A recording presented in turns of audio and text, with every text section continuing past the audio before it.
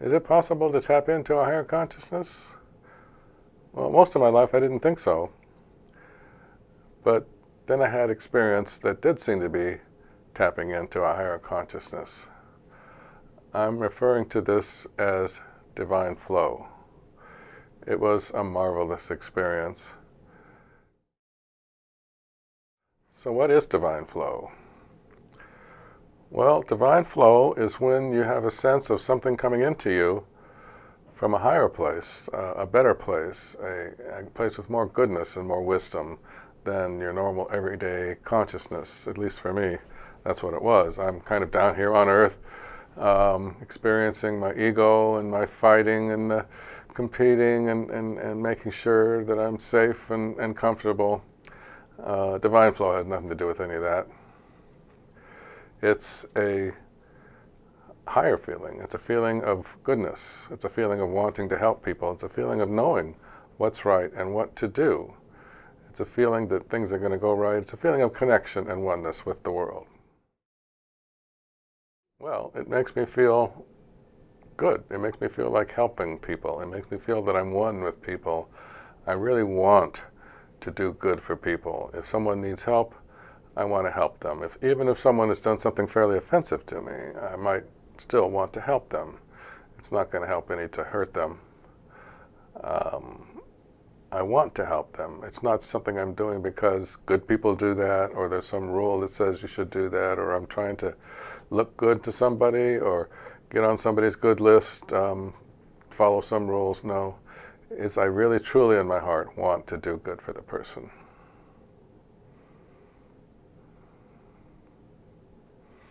I think that's what Jesus was trying to teach people, is that their heart can tell them what to do that's good. I find that I feel like doing all the things that Jesus did and told people to do. I just feel like doing that. I'm not following some rules or anything. It's just coming from my heart. The other part of divine flow, which is marvelous, is that luck seems to turn around. There's a sense of guidance if you're open to it. If you're listening to what's coming down and being told to you, and you get an instinct or an intuition to do something, in your heart you know it's the right thing to do.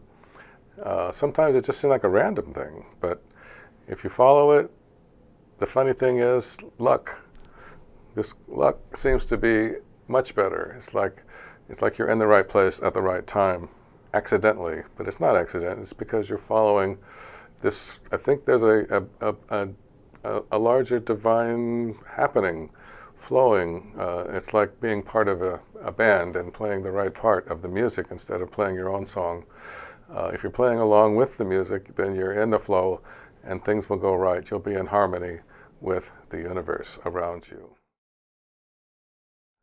How did I first get into the divine flow? My first experience of the divine flow was when I was doing a meditation to get into the present moment. And it was a special meditation that had to do with the senses. And you first focus on what is it you're seeing, and then you think of your eyes that are doing the seeing, then you focus on what you're hearing very closely. What are you hearing right now? And realize that it's your ears that are doing the hearing. Likewise with the smelling, what do I smell right now? What's doing the smelling? And what do I taste right now in my mouth? And what's doing the tasting? And then what do I feel physically right now in the world? And what's doing that feeling? And then just sort of a repeat of it, but just at another level. One is to experience all the sensations at once. What is all am I seeing, hearing, feeling, smelling, tasting, and everything? What's all that out there in the world coming in at me? What is all that? And to be just pay attention to it. And then pay attention to, well, what's this body here? What's doing it? What are the eyes, ears, nose, mouth, and the body that's feeling this stuff and experiencing it in the present moment, right here, right now. And then the kicker to it seems to be to say, well, how do you feel now? And for some reason, going through that procedure gets me not thinking about the past or the future, but thinking about the present and very aware of the present and very in the present. And for some reason, that triggered me into this state of mind that I'm calling divine flow. It doesn't work every time, but my first experience of it, that's how it happened.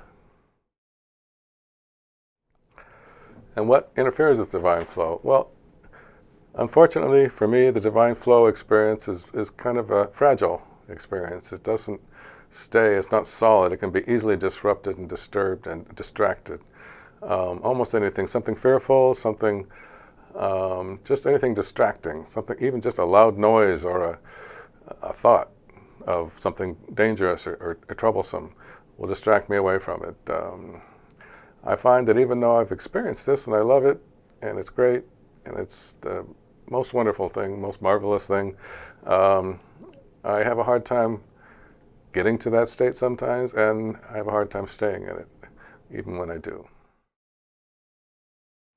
How has divine flow affected your self-esteem?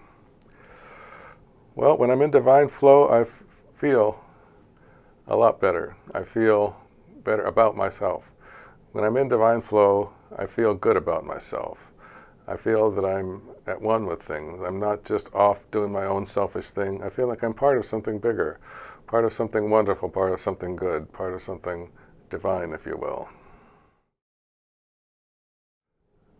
This divine flow experience for me was so marvelous, I decided to make a YouTube channel and videos about talking about it, telling about it, communicating it to other people. It was so wonderful to me. And I decided to do video channels because I've listened to a lot of videos, and they've helped me a lot to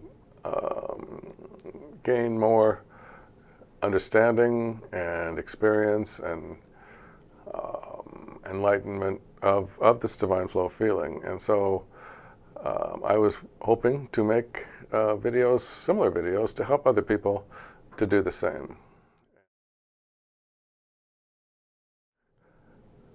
I hope you will come and join me on the trip. It's a marvelous trip. Thank you.